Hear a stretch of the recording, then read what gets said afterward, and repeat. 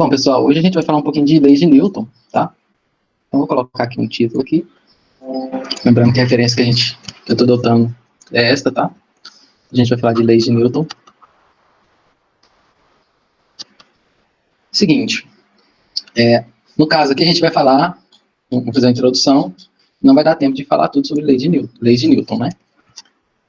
Então não vai dar para falar tudo de leis de Newton.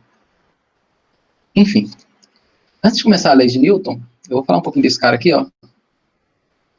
Esse cara aqui é o Aristóteles, tá?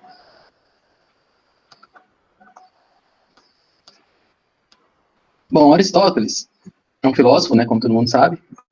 Ele viveu em 324 a.C. Opa, mentira, 384 a.C. Deixa eu corrigir. E até 322. Lembrando que antes de Cristo o tempo ele é uma contagem regressiva, né? Bom, o que Aristóteles ele dizia? Ele dizia que todos os objetos eles moviam, né? Por exemplo, uma pedra caía porque a Terra é o lugar da pedra, né? Então os objetos vão para o seu lugar natural. Então por que a pedra cai? Porque o chão é o lugar da pedra, né? Bom, nesta época era o que se conseguia melhor explicar, né, alguns fenômenos da natureza, né, tal como o movimento. Movimenta porque ali é o lugar dessa pedra e ela tem que ir para lá, né? Então as coisas movem porque, no caso a pedra cai porque ali é o local dela, né? Bom, passado muitos anos após, né, aí veio Galileu Galilei, certo? O Galileu Galilei é um italiano, né, astrônomo, né, um cientista, né? Então veio o Galileu Galilei, esse cara aqui, 1564.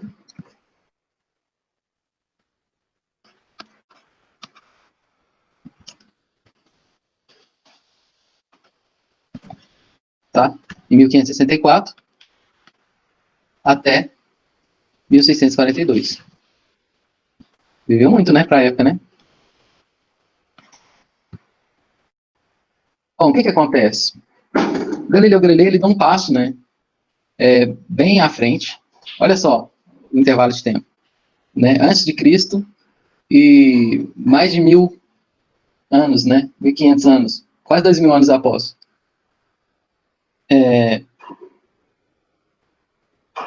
Quase 2000 não, né? Mais de 1000 anos após, né? Galileu ele fez o estudo, né, do movimento.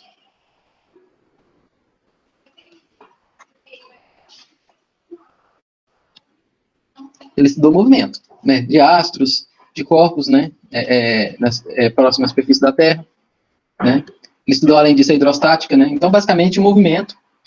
E qual que foi o passo que ele deu adiante? Ele recrutou isso aqui, né, essa ideia do Aristóteles, e o que ele fez? Ele estipulou um método científico, ele inventou um método científico, tá? É o pai do método científico.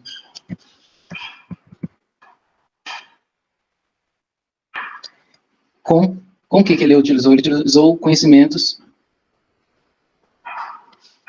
matemáticos para estudar o movimento. Então, toda aquela lei da cinemática que a gente estudou, Galileu que formulou, né? Utilizando o quê? O método científico, que é o método que a gente conhece até hoje, né? Os métodos científicos. E, com isso, ele conseguiu determinar, né?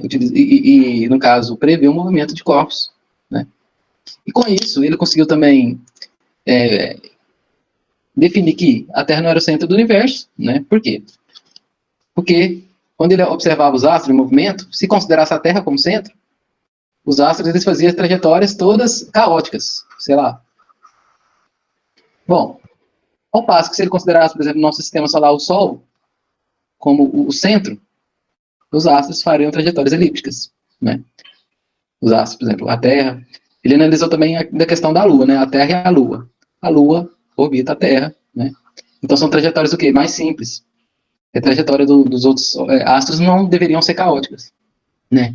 E assim, utilizando também ferramentas de Kepler e de outros cientistas da época, ele conseguiu, né, estudar o movimento desses astros e definir que a Terra não é o centro do universo, e sim, existe um sistema solar em que o Sol é o centro, né, e a Terra orbita esse sistema. Na época, a Igreja perseguiu, né, esses cientistas, inclusive Galileu, mas como Galileu era muito influente, né, ele era um cientista que conseguia estudar várias frentes, a Igreja ameaçou ele, né, e ele teve que retirar a ideia do que o Sol era o centro, né, e a Terra estava no centro e a Terra orbitava. Ele teve que se retratar, e com isso ele falou que a Terra que era o centro do universo porque a Igreja queria, e não o matou porque não foi morto porque ele tinha muito prestígio, ao contrário de alguns outros cientistas da época, né. Hoje a Igreja, ela se retratou, pede desculpa por tais atos, né. Bom, posterior a Galileu, aí veio Isaac Newton, né? Acho que todo mundo já ouviu falar. O Isaac Newton, esse cara aqui, né, em inglês, ele foi ministro da rainha.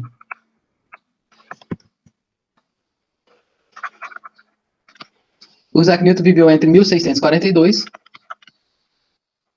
até 1727. Bom, interessante que Isaac Newton, né, olha só, assim que Galileu morreu, nasceu Isaac Newton, né? O que Isaac Newton fez? Isaac Newton, ele estudou, né, os métodos do Galileu, só que ele ele desenvolveu um ferramental matemático para descrever o movimento. Que ferramental é esse? É o famoso cálculo. Quem for fazer um curso de exatas no ensino superior, né, vai deparar com esse ferramental matemático. Bom, qual que foi a jogada de Isaac Newton? Botou N aqui, né? Qual que foi a jogada? Ele viu que Galileu estudou somente o movimento. Mas utilizando o método científico de Galileu e com o ferramental matemático que ele desenvolveu, ele conseguiu explicar a causa do movimento. Então ele foi além, né, de Galileu Galilei. Que Galileu Galilei simplesmente explicou, né, conseguiu determinar ferramentais que conseguisse explicar o movimento, né, na verdade, descrever o movimento com a matemática. Já Isaac Newton não. Ele foi além, ele conseguiu explicar a causa do movimento. Lembrando que o Newton desenvolveu o cálculo em meio a uma pandemia, tá? Ele estava de quarentena, certo? E ele desenvolveu o cálculo, tá? Então, se vocês pesquisarem aí, né, quando que Newton, ele estava ocioso, né? E ele estava de licença da faculdade, né? E ele estava de quarentena e conseguiu desenvolver o cálculo, ok? Essa história de cair uma maçã na cabeça, isso aí foi só mito, tá? Ele estava de quarentena e na época tinha a peste negra, ok? Como era uma doença muito mortal, né, no caso, ele conseguiu desenvolver o cálculo na quarentena. Então fica aí uma motivação para vocês, para que vocês desenvolvam algo, né, bem importante na quarentena aí. Eu não posso porque eu tenho que corrigir prova e preparar aula. Então, pessoal, a gente viu aqui os principais, né, um contexto histórico, né, dos principais cientistas que conseguiram evoluir, né, no estudo, né, do movimento dos objetos, dos corpos, né. E o último, né, que conseguiu praticamente fechar a ideia da mecânica, né, foi Isaac Newton. Bom, essa história aqui do Isaac Newton, que ele desenvolveu tudo, pode ter uma modificada, certo? Porque na busca de estudar as partículas elementares, né? Não sei se é algo que interessa. Eles buscaram, então, existe uma teoria que a gente não tem corpos com massa, mas existem campos, né? Campos que causam perturbação no espaço, tá certo? A massa é algo fictício, mas a gente não vai entrar nesse detalhe, não, senão a gente toma o tempo da nossa aula, tá certo? Que é o campus de Higgs, tá? Então, essa ideia de Isaac Newton pode ter uma modificada, dependendo da forma que você for tratar o problema, principalmente se for em física nuclear, né? Mas a gente não vai estudar física nuclear aqui, né? Beleza. Então, vamos continuar aqui. Então, o que seria uma força? Né? Então, a primeira coisa que a gente vai estudar é a força. O que seria uma força?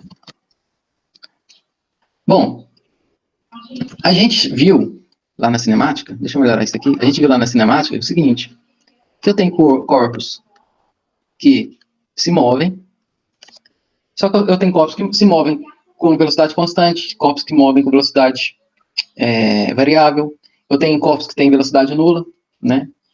Então, qual que é a ideia da força? A ideia da força, geralmente, está associada a algum esforço, né? Ok? Mas o que Isaac Newton, por meio dos estudos dele, ele identificou? Que a força, ela está ligada à aceleração. Ok? Então, toda vez que eu tenho um corpo que tem aceleração, eu vou ter uma força, no caso, uma força resultante ligada a ele. Ok? Então, a ideia de força está ligada à aceleração. Tá certo? Então, vamos supor que eu tenho um corpo, sei lá, vamos pegar aqui. Vamos supor que eu tenho um corpo que está sobre uma mesa. Então, sei lá, uma superfície. Aí eu vou colocar um corpo. E ele vai ser submetido a uma força. Uma força para a direita. Que eu vou chamar de F1. Uma força F2 para a esquerda. Ok? Bom, como vocês podem notar, a força é um vetor. Ele tem propriedade vetorial.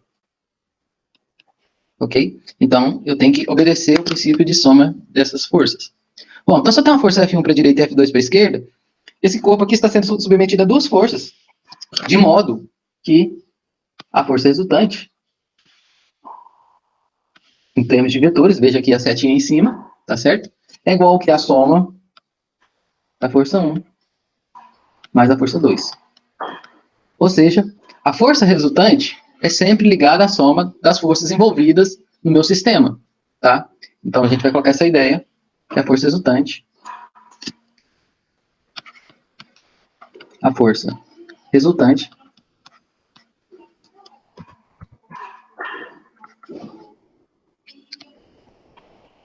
é a soma das forças envolvidas no corpo. Ou atuantes, que fica melhor, né? Porque envolvidos, vai estar os atuantes no corpo. Ok?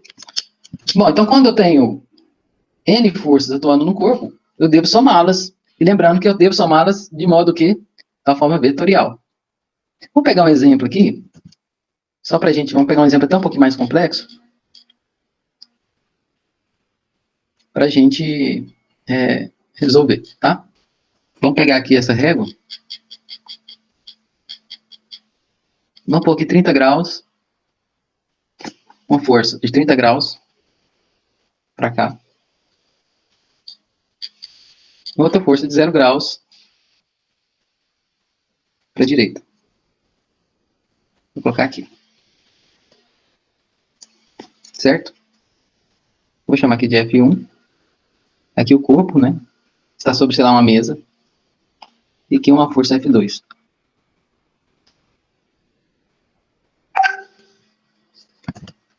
Bom, se eu quero saber a força... se eu quero saber a força desse corpo, O que eu devo fazer? Eu devo somar a força F1 com F2. Porém, eu tenho propriedades o quê? Propriedades, eu tenho que obedecer a soma de vetores, né, no caso. Porque a força tem propriedades de vetor. Bom, como eu havia dito, deixa eu colocar... se eu quero somar essa força, basicamente, o que eu vou fazer? Eu vou localizá-la num sistema cartesiano. Porque o sistema cartesiano vai me ajudar nesse caso. Então, o que eu faço? Eu coloco o eixo vertical aqui, que é o eixo Y, e o eixo horizontal, em verde, vai ser meu eixo X. Ok? Então, aqui, o eixo X. Certo? E a gente sabe aqui que o ângulo da força F2 é 30 graus. Bom, o que eu tenho que fazer? Eu tenho que somar F1 mais F2. Porém, as duas estão em direções diferentes. O F1, vamos supor que o valor da intensidade do F1, ou seja, o módulo do F1, é igual a 10 newton. Lembrando que o N é a unidade de força dada em newtons. Ok? E vamos supor que F2, a intensidade de F2 que representa o módulo de F2, seja igual, sei lá, a 20 newtons. Eu quero saber qual que é a força resultante. Tá certo? Então, se eu quero saber a força resultante, eu sei que F1 está na direção X e F2 está na direção tanto em X quanto em Y. Certo? O problema que eu tenho aqui é a força F2. Olha aqui. F2 está inclinada negativamente no eixo, na direção... Negativamente aqui, ó, na direção X e positivamente na direção Y. O que eu tenho que fazer? Basicamente, eu tenho que decompor o vetor força, a força F2. O que é a decomposição? Eu vou projetar... Quando eu tenho uma força em que ela tem uma certa inclinação, o que é ideal? Eu coloco ela no plano cartesiano, ó, coloquei ela no plano x e y. A força F1 eu sei que ela está na direção x. Então, eu somente posso somar vetores, força, em que estiverem na mesma direção. Já F2, olha só, ele tem tanto parte na direção x quanto na y, sendo que é direção x negativa e y positiva. O que é a decomposição de vetores? Eu vou pegar o vetor F2, eu vou projetá-lo no eixo x. Olha aqui, eu projetei. O início dele até a projeção, que desse vetor aqui, é um vetor F2 na direção x. Ok? Agora, se eu quero saber o vetor F2 na direção y, eu pego ele, projeto no eixo y. O início dele aqui até a projeção é o F2 y. Ok? Então, vou pegar, redesenhar, vou pegar esse cara aqui, ó. Vou redesenhá-lo aqui, ó. O F2.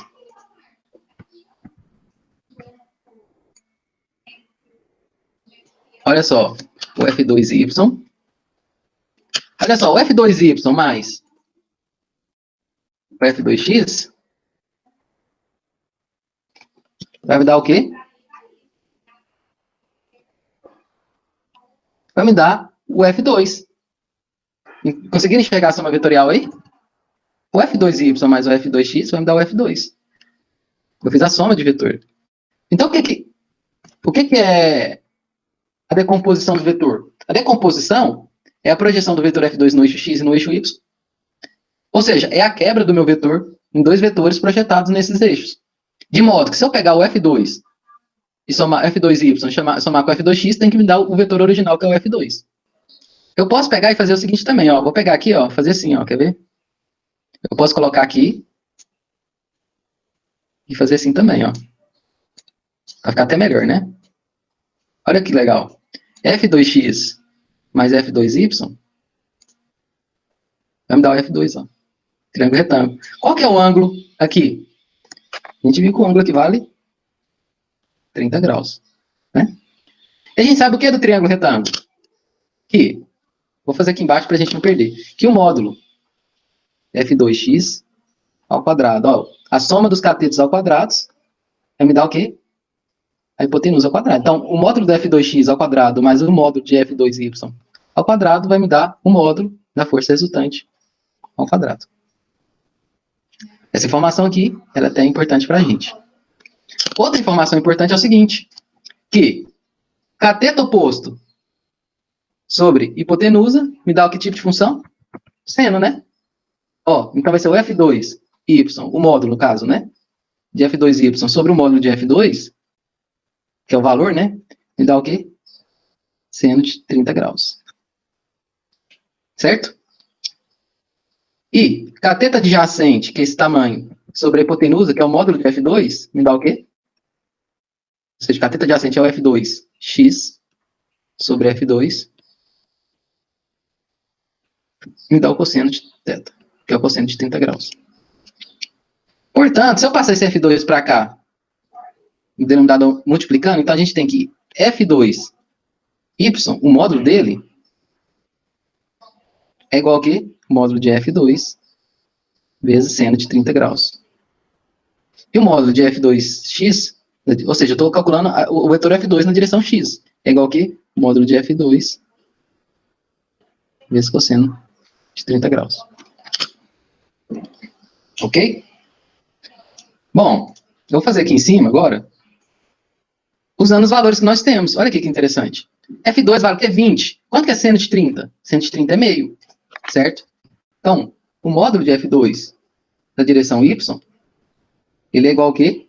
A 20 newtons, né? Vezes 20 newtons vezes seno de 30 graus, que é igual a quê? 20 newtons vezes meio, que é igual a 10 newtons. Isso em módulo, tá? Ou seja, valor positivo. Agora vamos calcular aqui. Qual que é o vetor força F2 na direção x? É igual a quê? A 20 newtons vezes cosseno de 30 graus, que é igual a quê? 20 newtons vezes raiz de 3 sobre 2. Cosseno de 30 é raiz de 3 sobre 2. Então, quanto que dá? Vai dar o quê? 20, ou melhor, 10 raiz de 3. Porque eu corto aqui, ó, 2 com 20, aqui vai a 10, né? Beleza, então vamos ver se isso aqui é verdade? Vamos ver se a gente fez a conta certa? Então, a força Fy, ou melhor, F2 ao quadrado é igual a quê? A F2x ao quadrado, em módulo, né? Mais F2y ao quadrado. Então, aqui, ó, F2 ao quadrado, em módulo, né? É igual a quê? 10 ao quadrado mais 10 raiz de 3 ao quadrado. Isso é igual a quê? 100 mais 100 multiplica raiz de 3 ao quadrado. Raiz de 3 ao quadrado dá 3, então dá o quê? 100 mais 300, né? Que é o quê? 100 vezes 3. Então, isso vai dar o quê? 400. Então, F2 é igual a raiz de 400, que é igual a 20. Que é a força inicial, olha só. Então, tudo isso que a gente fez é verdade. Beleza. Então, a gente viu que tudo isso é verdade. Para a gente finalizar a aula de hoje, o que a gente vai fazer? A gente vai somar as forças. O que a gente vai fazer? Bom, vou somar as forças. Né? Se eu tenho a força F1 somada com F2 atuando no bloco, o que eu vou fazer? Simplesmente eu vou somar. O que acontece? Olha aqui. Eu tenho que somar. Se eu quero somar as forças, o que eu tenho que fazer? Eu tenho que somar força na direção x com força na direção x. Então, na soma, o que a gente faz? A gente soma forças na direção x com forças na direção x. Bom, F1, olha aqui, ó, o plano, ó. F1 está no x positivo, ó. Quanto que vale F1? Então, a força na direção x, eu vou chamar de FR na direção x, é igual ao quê? Ela é igual a Fx, a F1, mais F, em termos de vetores, tá? F1 mais F2 na direção x. Bom, o que a gente tem? Olha só, F1 está positivo, então é mais 10. Se eu tirar, então, caráter vetorial, o que vai ficar? FRX, ou seja, eu tirei a setinha. Eu não tenho setinha mais. FRX é igual a quê? a 10, que é a força F1, menos, por que é menos? Olha a força F2x aqui, ó. É no sentido negativo do eixo x. Por isso que é menos. Ok? Menos o quê? Quanto que vale F1, F2 na direção x? 10 raiz de 3. Então vai ser o quê? 10 raiz de 3. Então a força resultante na direção x é esta. E agora a gente vai somar, no caso, força na direção y com forças, né? Com forças na direção y. Olha só, a força F1, ela não tem nada na direção y. Então a força resultante na direção y é igual à força F1, que não tem, então vai ser zero. Mas eu tenho força F2 na direção y? Tem, olha aqui, ó. Olha aqui. Então a força resultante na direção y é igual a quê? É simplesmente a força F2y. Então, eu tirar o vetor, eu vou calcular a intensidade. Então, a força resultante na direção y é igual a 20 newton. E aqui é newton também, tá? Então, o que seria a força resultante? Seria uma parte na direção x e outra parte na direção y. Tá certo? Ok? Se eu fizer na calculadora aqui, vou fazer aqui raiz de 3 vezes 10, vai dar 17,3. Só que isso é negativo, né? Mais 10. A força na direção x, ela vai dar menos 7,3, tá? Essa força aqui, ó, menos 7,3 newton. Então, vamos usar a régua aqui. Vamos desenhar essa força que a gente calculou no meu sistema cartesiano. Como que ela vai ficar? Vai ficar assim, ó. Ela vai ficar com a intensidade de menos 7,3. Então, vou desenhar um vetor de menos 7,3 para cá. Na direção x, né? Então, vamos supor que ele sai daqui e chega aqui. Deixa eu desenhar em vermelho, acho que vai ser melhor. Esse vetor aqui. Mais 10 na direção y. Né? Olha aqui, ó. 20 no caso, né? Desculpa. Mais 20. Então, seria um vetor bem maior aqui.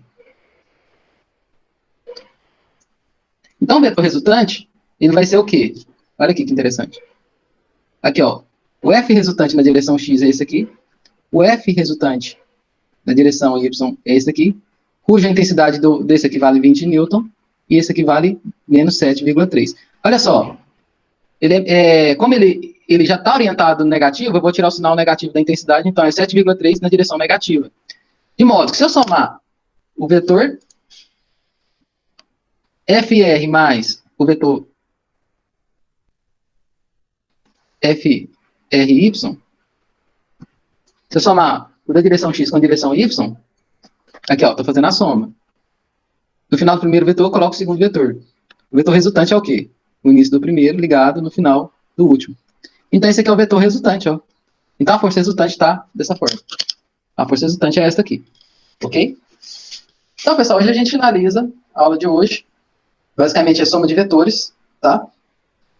Aplicada em forças.